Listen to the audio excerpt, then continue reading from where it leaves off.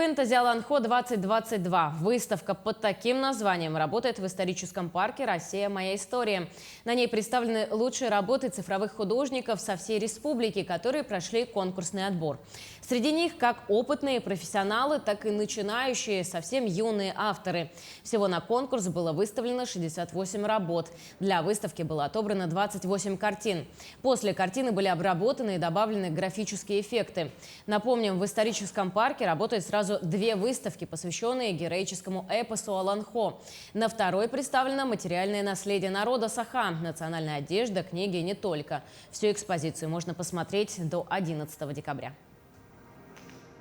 Цель нашей мультимедийной выставки – это популяризация якутской мифологии, нашего богатого эпоса Аланхо на цифровом современном формате.